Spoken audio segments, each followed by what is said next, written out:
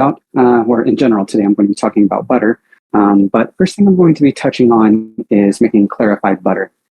So typically butter you pick up from the store. Quick aside, when you're cooking, you always want to go for it unsalted because it gives you control of the salinity. You can sometimes find lower sodium butters, but generally speaking, it's best to avoid those unless you're just looking to put it on toast or garlic bread or something like that. When you're cooking, always make sure that you are in control of your salinity. What we're going to do is clarify butter first because it's why you can't fry with it in a pan. Butter starts to burn approaching 350 degrees. By taking it through the clarification process, we strip out the water and we strip out the milk solids, and that then raises it to, it's not exactly 450, but it's, plus or minus like 25 degrees at about 450, depending on the exact, contents of that butter. That clarified butter is just excellent to cook with. I won't use it all the time, but I do reach for it a lot more often than I will, say, vegetable oil or, avocado oil. So first thing we're going to do is go ahead and get this warming up. And I decided to try a new butter today. So this is actually a goat milk butter, which will impact the flavor a little bit, but I thought it'd be interesting to work with. So we'll see what that does for us. And so all we're going to do is just melt the butter very gently at first to let it all separate out, which takes a little bit of time. And then as you see it start to heat up and come to a boil, which is what we're going to bring it to, you'll notice that the milk solids are floating on the top. And you'll also notice that the water starts steaming out. And so once we let it go to that point and cook that way for a little while to, one, remove the water. That way we're essentially taking away the ability for bacteria to fester in there because we're going to take this particular preparation all the way to ghee. And ghee is something that, when done properly, is shelf stable for about 6 months.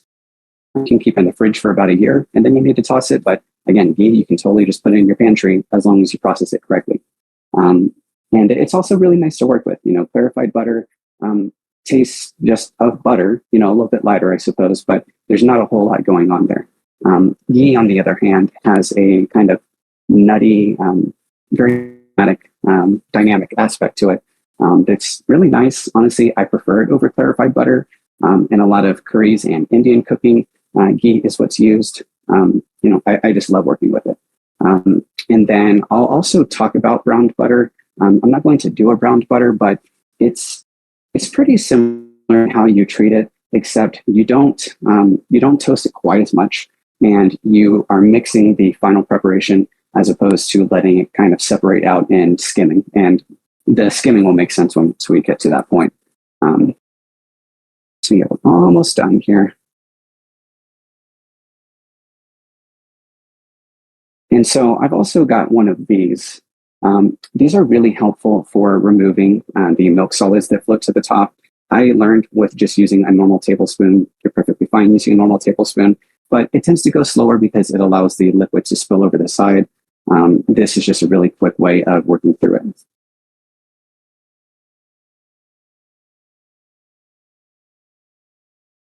And so now that that is close, we won't start just yet. We want to let that finish. Actually, more that up a little bit. But yeah, once that's done, I'll go ahead and skim this foam off the top, and then left over, and you'll start to see it darken as we go.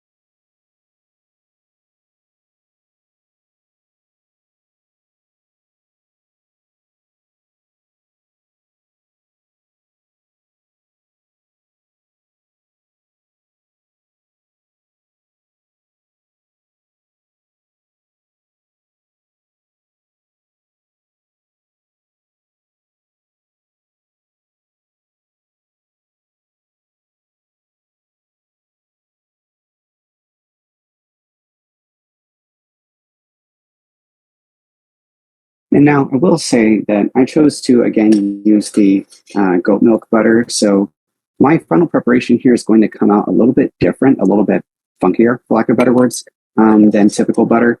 But the smell development I'm getting already is really nice. So I would definitely recommend trying it if you can find it affordably. The block I found was on sale for, I think, $7. So it's more expensive, but not astronomical, you know, just not something you would want to necessarily work with all the time.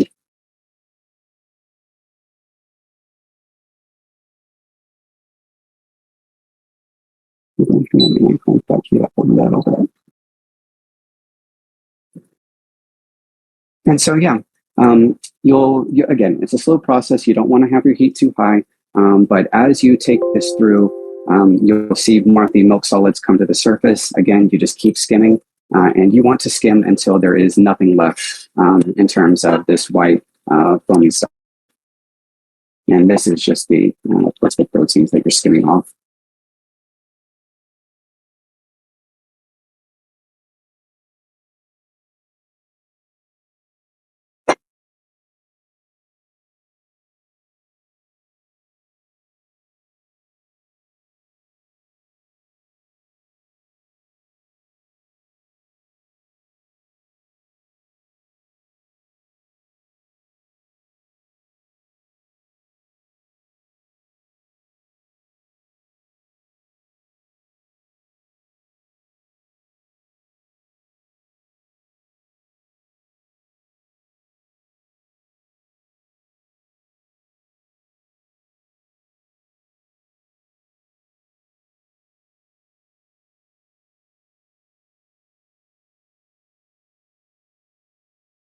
You know, it's a little bit obscured by the bubbles, but if you look into the pan, you can see that it's starting to take on a bit of color. When you smell it, you'll notice that it's starting to smell a little bit toasted, a little bit nutty, and that's exactly what we want.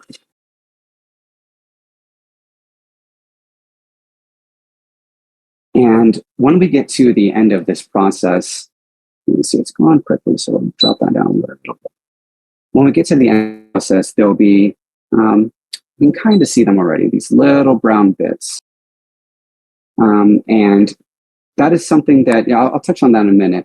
I'll go ahead and take this off because I want to talk for a second. So I think that the first time that you're going to make clarified butter, it's really important to burn it the first time, just so you know where not to go with it. In between, or I said clarified butter, I meant ghee. Whenever you're making ghee, again, burn it the first time because that there's a very fine line between that really nice toasted dynamic that you can have with it and then just kind of that acrid flavor you get when it's burnt. And, you know, there are some preparations like maybe barbecue where you could get away with that, but generally speaking, you want to avoid that. So I am going to go ahead and set up my little strainer. I'm going to actually use a slightly larger bowl here.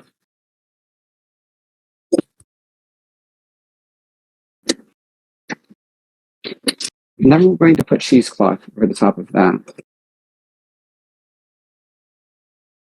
And then you'll just pour it through.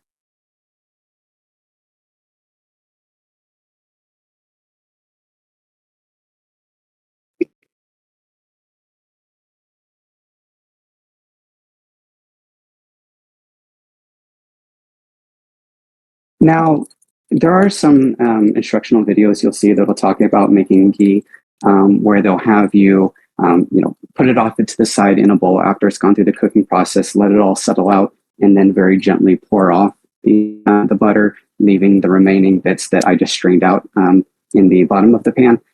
In my opinion, that's just a very slow way of going about it. You want to go through the skimming process, remove your milk solids, cook out your water, and then, in my opinion, you just put it through the fine mesh strainer and cheesecloth, and that just lets things go a lot quicker. And then from there, you will just let it sit in your bowl to cool down. Now, again, the ghee, or in my case, I really took it more to brown butter. I was letting it go a little bit quicker. I should have done it a little bit cooler. But again, once you bring it to this point, it'll be shelf stable. I still like to keep it in a container in the fridge, just because in my opinion, it keeps it a little bit fresher. But I also like it being a little more solidified, just because I think that's easier to section it out and work with it. But yeah, it's fantastic to work with. I mean, again, I do a lot of cooking And I love to go with clarified butter or browned butter or ghee before I will your other oils. But of course, everything in moderation, right? So yeah, set that aside real quick. And that guy's actually clean. So I'll go ahead and, but before I go any further, I'll go ahead and pause for a second because I know I kind of went through really quickly there from the shift from the clarified butter to ghee to then almost a brown butter here. Does anyone have any questions?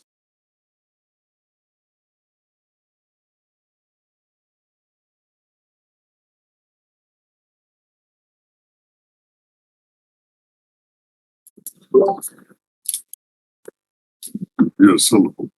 Real quick, just wanted to ask, what was that tool you were using? Is that just a sieve ladle, or is there a specific name to it? I found that by just searching for a fat skimmer, because that you would often use that. Now, again, you can use it for clarified butter and ghee, of course, but you would typically use these whenever you're making stocks, because like with the chicken stock, in the clarification process, you have a lot of detritus and just gelatin and whatnot that will rise to the surface that you're well, and not the gelatin, actually, I'm misspeaking. You're keeping the gelatin in, but you'll have a lot of other stuff that will come out of the chicken as it's cooking that you're skimming off. And so it's kind of the same thing, right? When you're making a stock, you can just use a spoon or use a nice wide, shallow ladle. Those work well. But this works a lot better simply because it allows the liquid to pass through. But this thing wasn't very much. I want to say that I got this on Amazon for $7 or $8.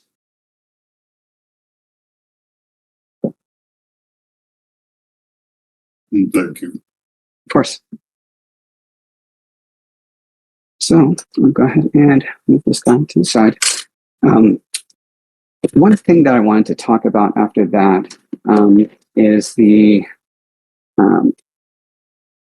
look this up real quick. Yeah, one thing I wanted to talk about real quick is a soy, lime, and butter emulsion that I love. I'm going to go ahead and let that finish cooling. So that's one that actually starts from just butter in its normal form. Again, I mentioned earlier that I always prefer using an unsalted butter. The goat milk butter that I used had 40 milligrams of sodium per serving in it, so it did have a little bit, but nothing too crazy. I typically go for the Kerrygold unsalted because I just feel like it has the best flavor. So with this, we're going to add the soy sauce and the lime juice. And you're doing equal parts, generally speaking, along with the butter that we're going to incorporate in after we're done heating this through. But you can also play with it a bit. I have some preparations where I like it to be a lot more tart. So I'll definitely do more lime juice, but everyone has their preferences, of course. And of course, everyone has their desired thickness in terms of like how much butter you want to work in. I'm doing about 2 tablespoons, but you can always do different amounts. I'm going to go ahead and bring this up to temperature really quick. And with this one, all you're really trying to do is just bring the soy sauce and the lime juice to boil. Once that's done, you can take it back off the heat and incorporate the pat of butter. And again, it depends on like how much you're using of your lime juice and soy sauce, how thick you want it to be. But it gives a really nice velvety feel in your mouth. It's an excellent flavor. And it's also a very simple sauce. It's only 3 ingredients. Now, the one difficulty working with this that you don't get whenever you clarify your butter or make your ghee and whatnot is, of course, that if you get your butter too hot or too cold, it will cause your sauce to inevitably, once it's incorporated with that soy sauce and the lime juice.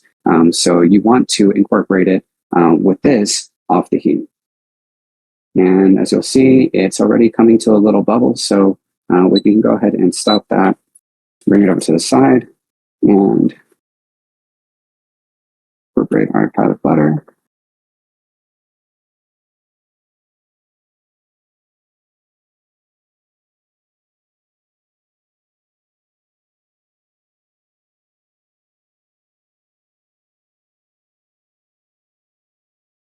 This over for you guys. And yeah, with this sauce, that's it. It's very simple. It's obviously not the healthiest sauce in the world because it relies heavily on butter, but I love working with it. And this is actually one that I learned from a Jean George book that he talks about using in his restaurant. So, the greats love it, and I love it too.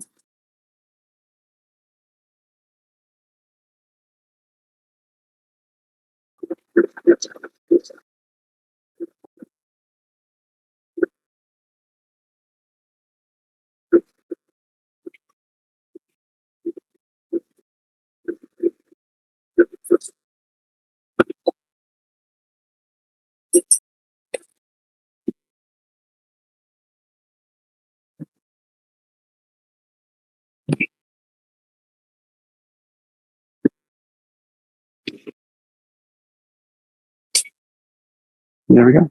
There is our finished sauce. This works very well with, in my opinion, steak, chicken, fish. I have used it even with sauteed vegetables. Just throw them in a pan with my clarified butter or ghee, or just a nice veggie oil. Caramelize them a little bit, and then pour this over the top, and it's fantastic. And you can also play around with that one a lot too. The original recipe calls for lime juice, but I've also modified that a little bit and gone with lemon juice or a balance of lime and lemon juice. So it's very forgiving to experimentation. One thing to bear in mind is that because you're using the whole butter as it is, that tends to kind of dampen a lot of flavors, especially things like capsaicin, with your heat. So you don't want to go overboard, but you definitely want to make sure that you're tasting as you're really preparing anything, because it can kind of mute it more than you might expect.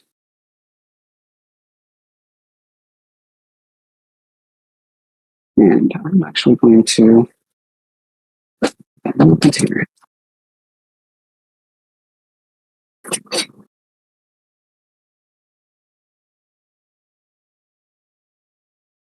And now one thing too about this sauce, you'll see it's holding perfectly fine as it is right now, but that's only because it's still warm. This is one that would pretty much have to be used right after you make it. That's really the best way to go about it, or find a way to hold it exactly at temperature, because if you get it again too hot or too cold, it's going to break. And there are ways to save it, but really it's just not to let it break to begin with.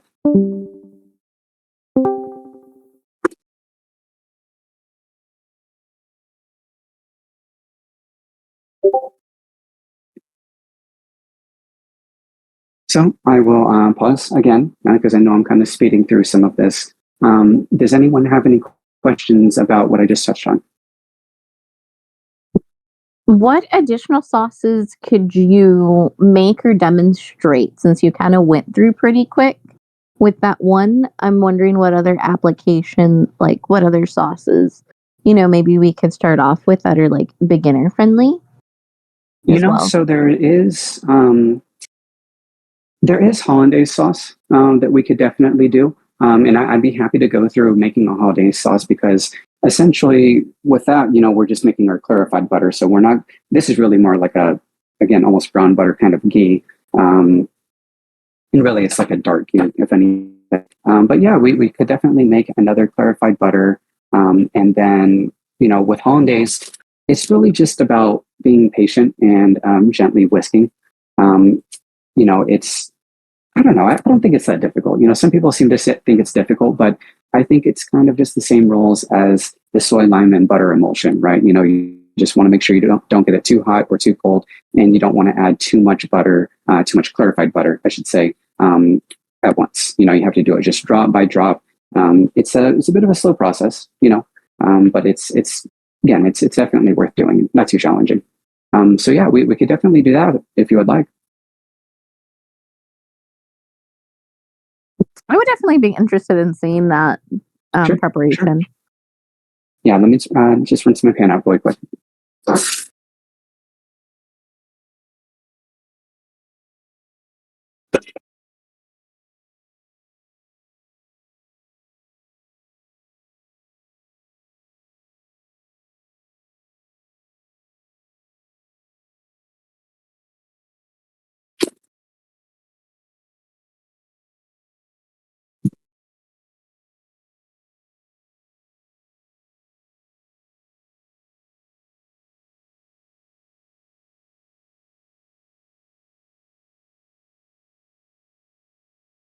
All right, so we will go ahead and just use this pad of butter.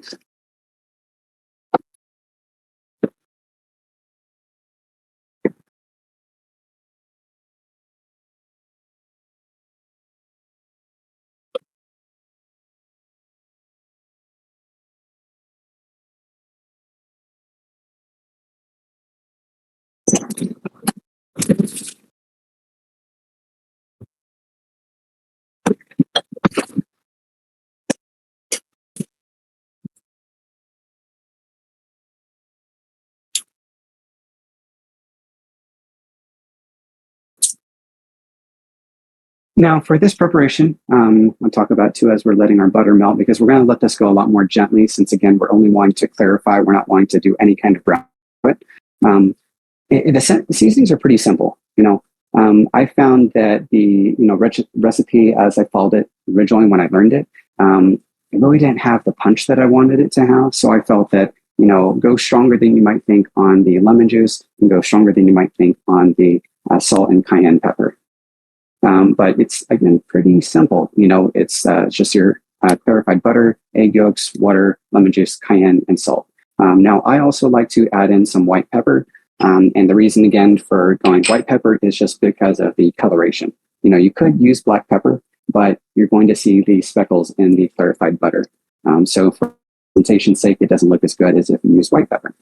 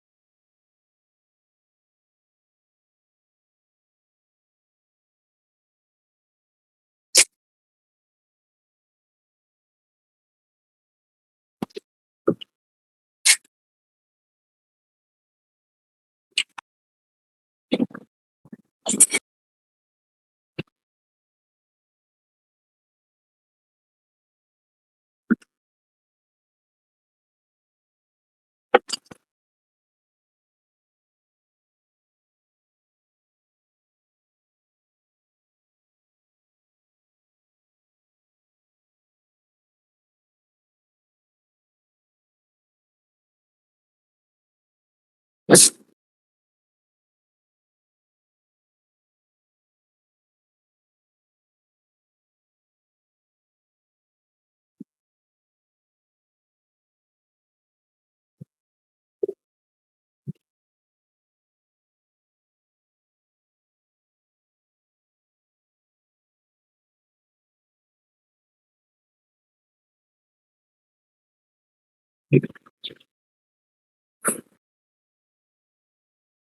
little slow for us. Let's pump this heat up.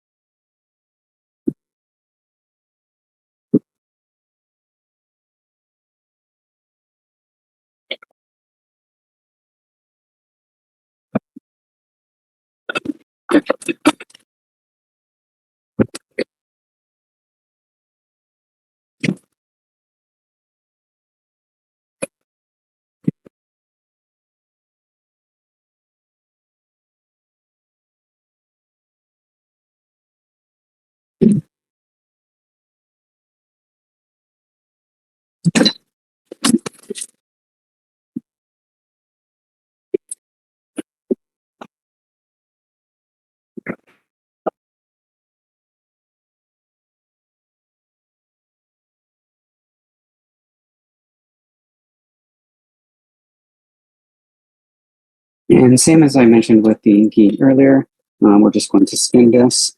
Like I said, the whole point here is to separate out everything, but we don't want to cook it very far.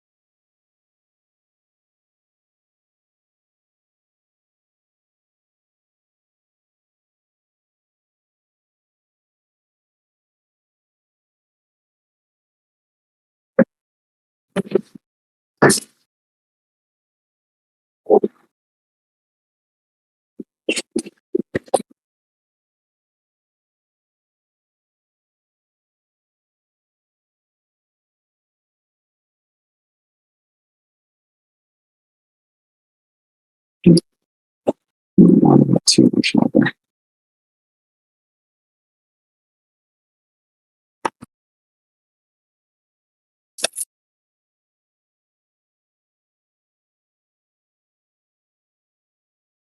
And you'll notice with this spoon, like I said, it definitely helps, but it even still wants to hold on to some of the butter. So do be mindful about giving it a second to drain, just because it is a lot more affordable if you're wanting clarified butter to make it yourself, but butter itself has gotten more expensive. So you do want to be careful not to waste any more than is necessary.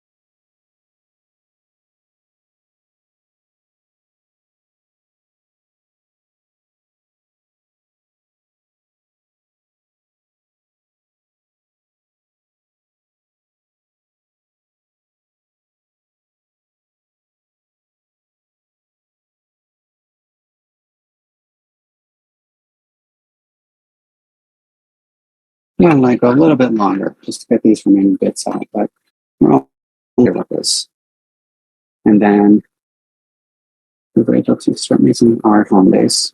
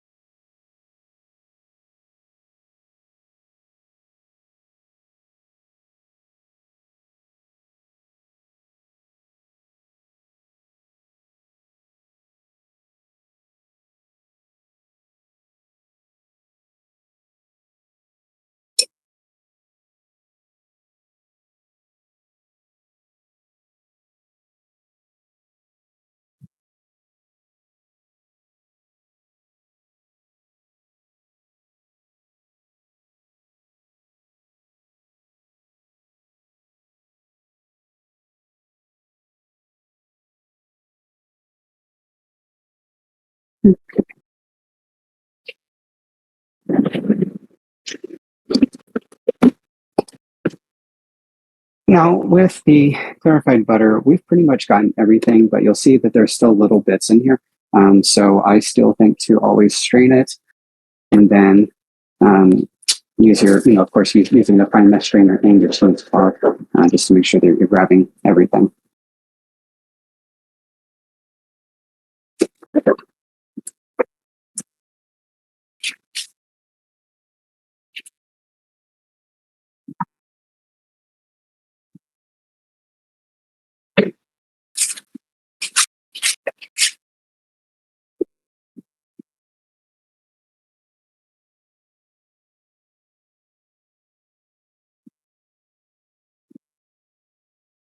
It's a little more counter space than we have, but it's okay.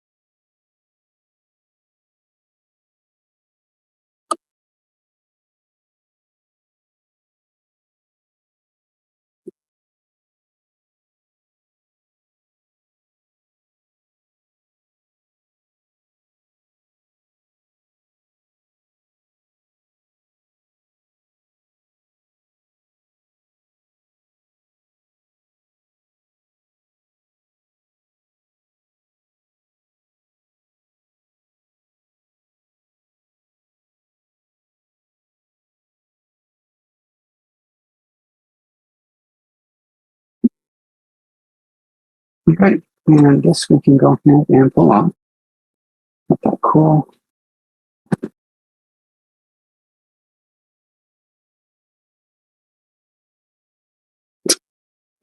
Too sweet.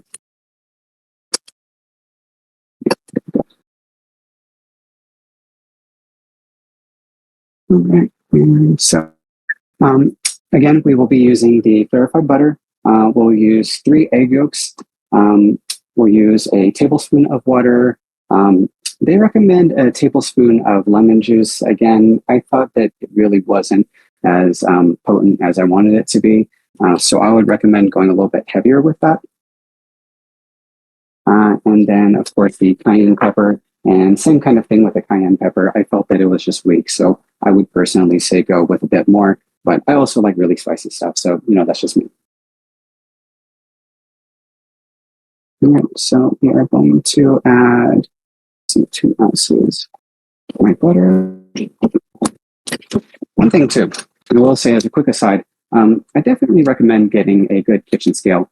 A lot of cooking can be done by just feel. You can navigate your way to, something that tastes pretty good just by eyeballing it, but it really helps to arrive at proper results to use a scale and just get in the habit of measuring out everything. I can definitely say that by measuring, it has improved my cooking. So I highly recommend it. This one was like $15 or $20 on Amazon, and it does a great job. So definitely something like this. I wouldn't spend anything more than that.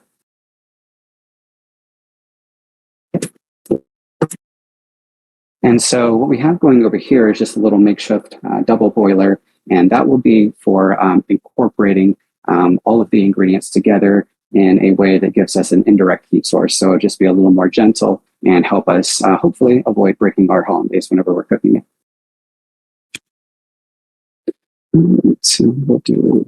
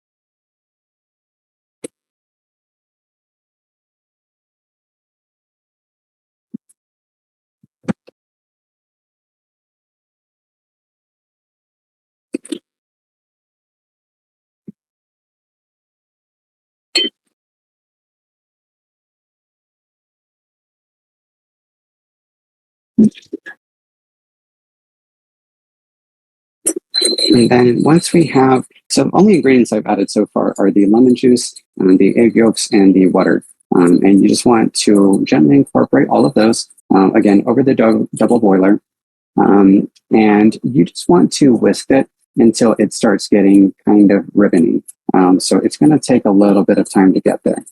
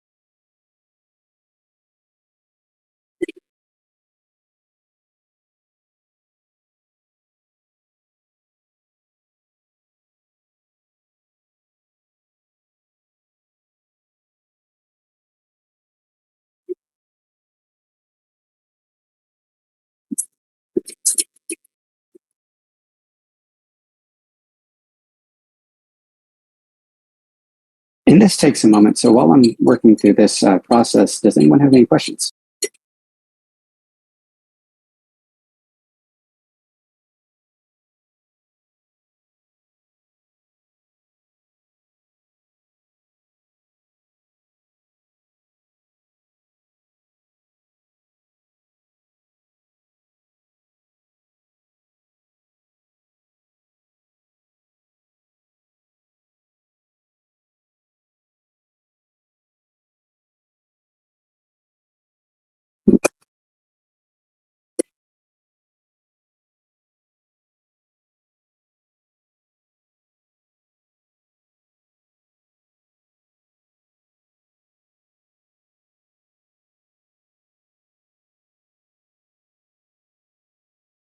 Not really getting revenue the way I wanted to.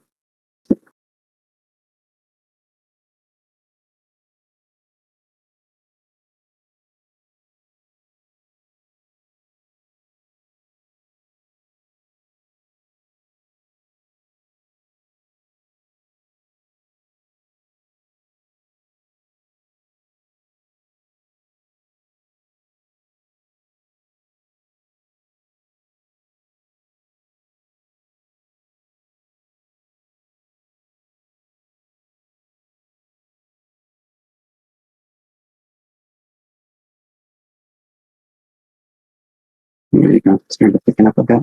Now I noticed that we do have, and this is something you have to be careful with, and I suppose it's good this is happening a little bit to me. You have to be careful with the double boiler setup because I think mine got a little bit too hard. You can sometimes get, you see the little white bits, a little bit of coagulation of the egg, which, will make it a somewhat unsightly hollandaise. Now this one can probably still be rescued, but that is something that can happen, and it's why you want to practice. So it's an easy, hard preparation. It's easy in terms of like what goes into it and what you do. It can also be a little bit tricky. But it's a fun thing to make,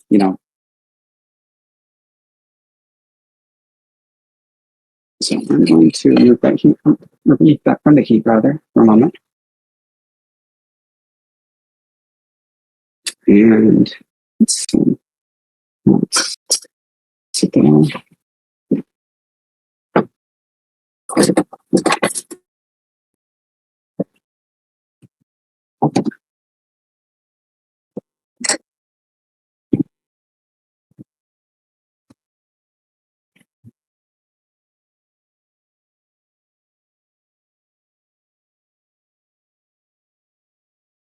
So with the butter, we want to whisk it in just a little bit at a time.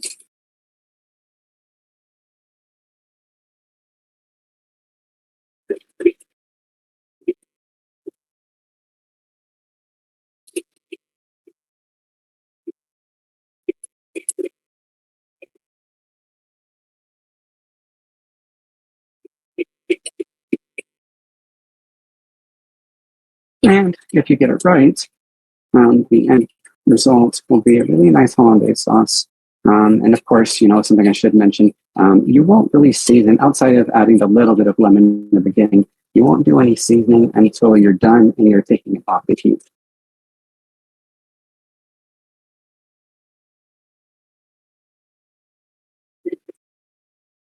And now I recommend using a squeeze bottle that has a fine point or dropper if you have one. But of course, you can do it the way that I'm doing it right now, where I'm just using a little soft cup. Whatever works for you, whatever gives you the control that you want. You just want to go very slow with it. It's kind of like if you're making mayonnaise, with mayonnaise, you just sit there and whisk for a million years. Kind of the same idea.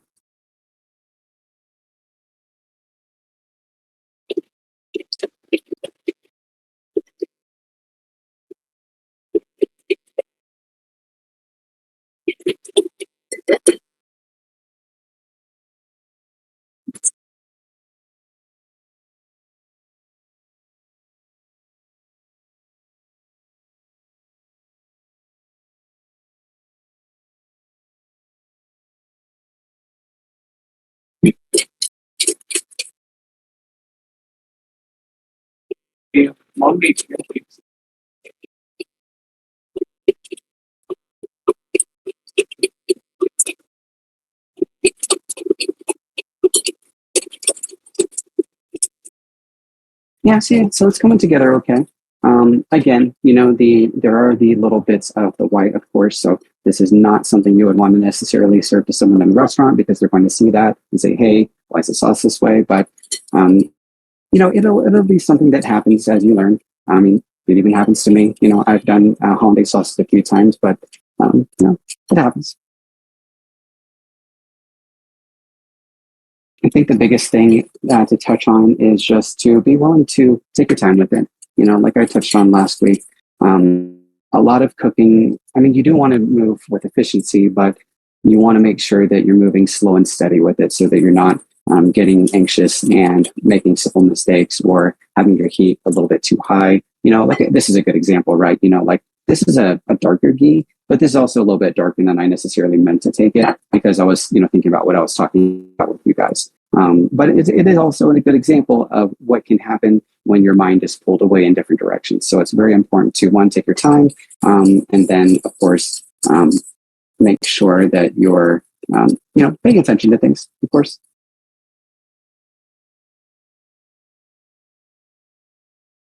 And now that it is incorporated to this stage, we can add our butter, our remaining butter, that is, a little more aggressively.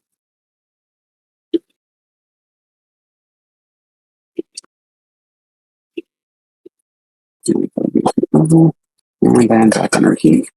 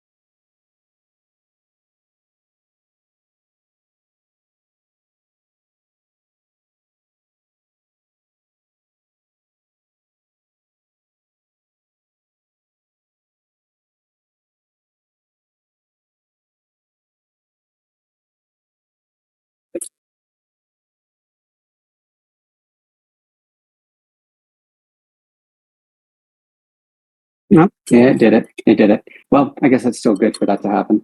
I felt like we're tracking toward that. So this is a good example of what happens if you just take it too far. So yeah, that kind of release that you saw where everything relaxed out a bit, that was the sauce breaking. So it can happen from it getting too hot.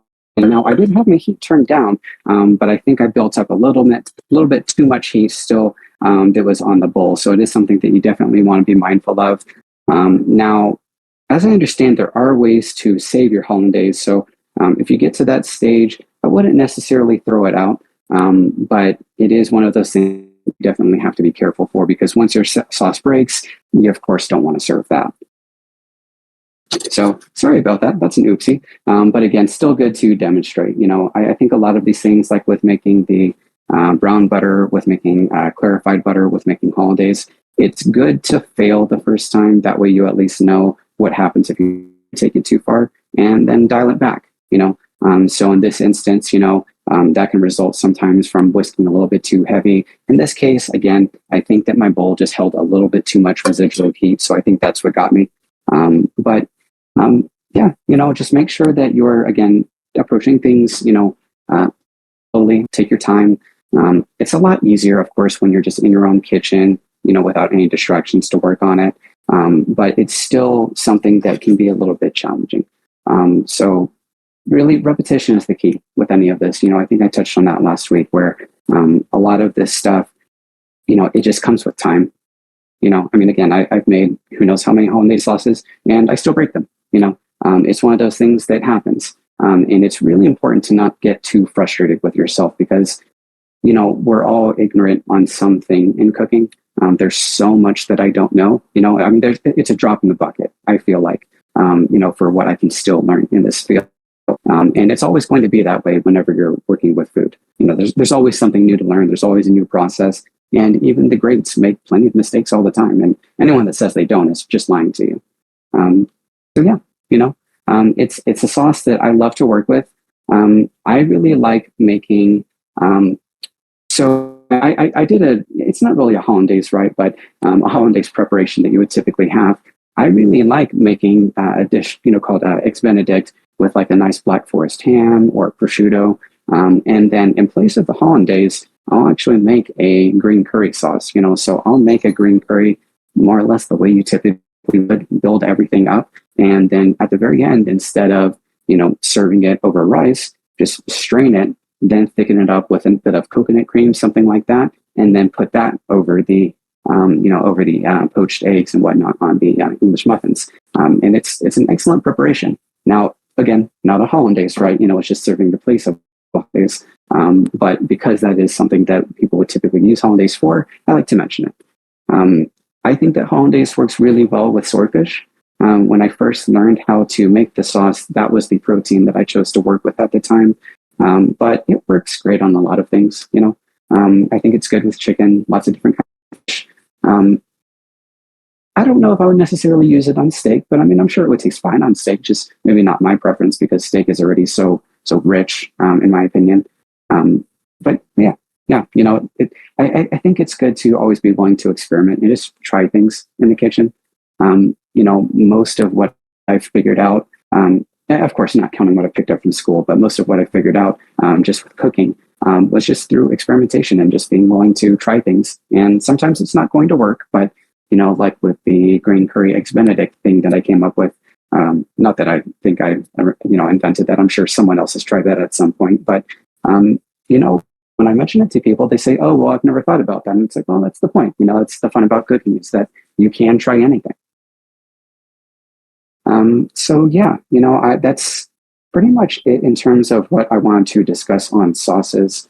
I do want to do more involved cooking down the road. I'd actually really love to talk about a green curry. It's one of my favorite things to make. So I can touch on that in a later session and perhaps even prepare that green curry eggs Benedict just to give a visual for what I'm talking about. Again, it's really nice, especially if you do like a chiffonade of Thai bacon. And chiffonade, that's actually another knife technique. So all chiffonade is, it's essentially like when you get those little thin strips of whatever herb, basil or whatnot on top of something, you just roll the leaf on itself. You just take a good size piece of basil or whatever you're working with. Again, it has to have the right structure. It has to be a leaf structure, but just roll it into a little tube and then just take your knife and just slice going down the body of the leaf. And that's chiffonade. That's all there is to it. Very, very simple. But it's a really good way to give yourself a garnish, again, with that Thai basil that fits with the theme of using something like curry.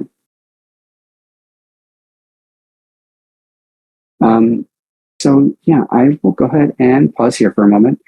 Does anyone have any questions?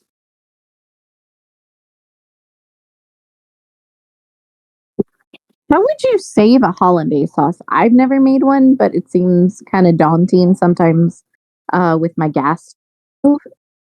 So how would you?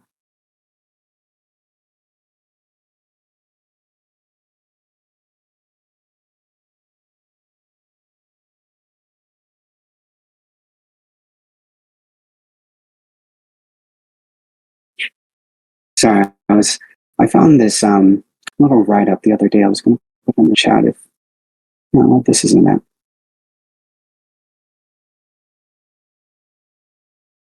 So, well, I mean, I guess this one still covers the basics. It's just worded a little bit differently.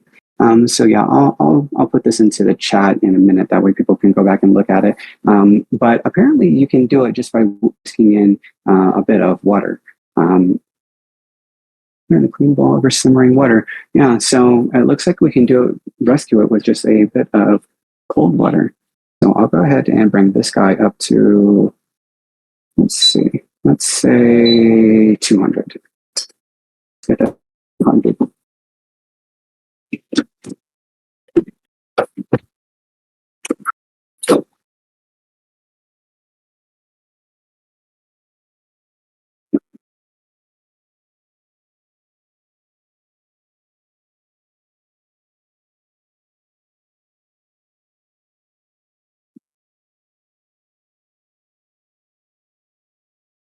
And incredible. That's it.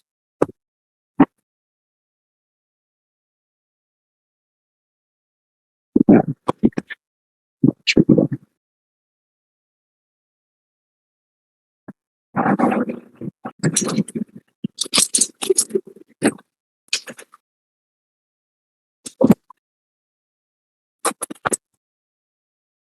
Yeah, we'll be doing some reading here. It looks like we can save it by, like I said, a bit of cool water and then an egg yolk. And we just need to keep this together, put that into the bowl that I have over the heat there, and then we'll slowly add our hollandaise into this egg and water preparation. So this will be my first time trying it this way, so we will see how it turns out.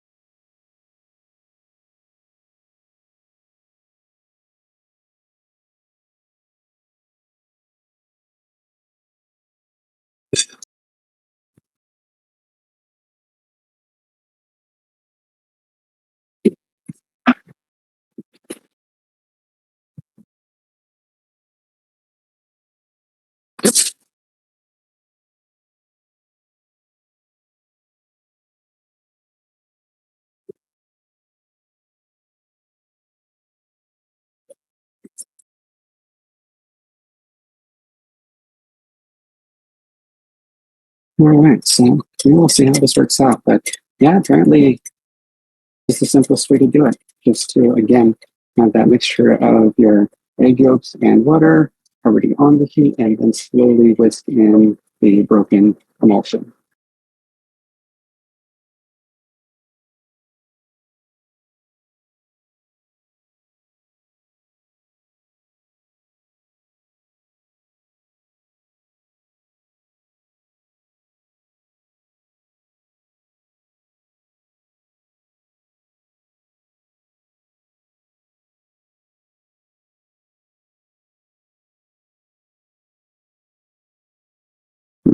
Down to take a drink.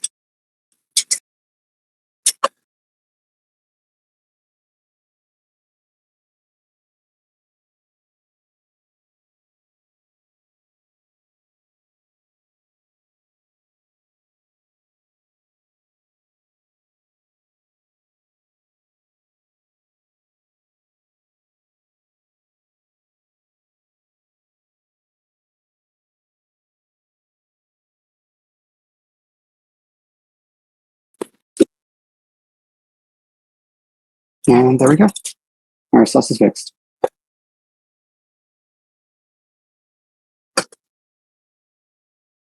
Now, of course, you can still see well, you can kind of still see the little white bits there in here, right? Because that's, of course, from the egg if it was able to get too hot and coagulated. So it's definitely something that you want to be careful about. These glass bowls, I like to work with because you know, if you whisk too hard in the stainless steel bowls, you can get a kind of metallic taste. to your hollandaise and lots of other sauces that you whisk in stainless steel. They're great for cleanup, they're great for sanitation purposes. And of course, they don't break when you drop them like this. But for a hollandaise, I would really use a glass bowl. But again, you make sure you're using something that's good Pyrex. That way it doesn't just explode whenever it gets heat to it. And again, do be mindful of the heat that it absorbs and how hot it can get down there. Because again, I didn't even have it. I only had it set to 200 on my induction cooker, and that was still too much for this preparation, which I had to save it. But yeah, there you go. That's hollandaise.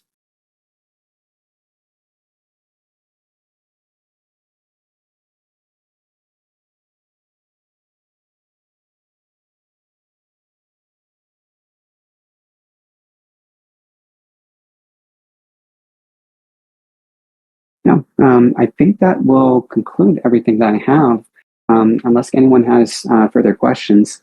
And of course, if anyone has particular items that they would like to learn about or see me prepare, please, by all means, feel free to share them, because I just love working, especially trying new things that I haven't done yet. It's very much fun for me. Stressful, of course, but very fun to do.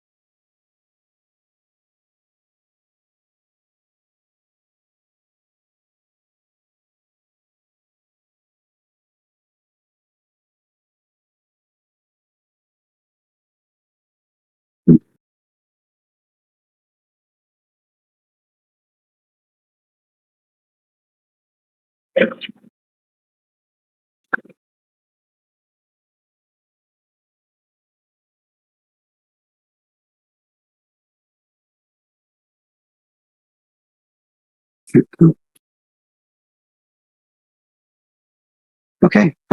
Yeah, that's everything that I have then. If we don't have any questions, that's everything that I have for this particular session. And let's see. I suppose I will go ahead and stop it here then. So I very much appreciate everyone attending tonight.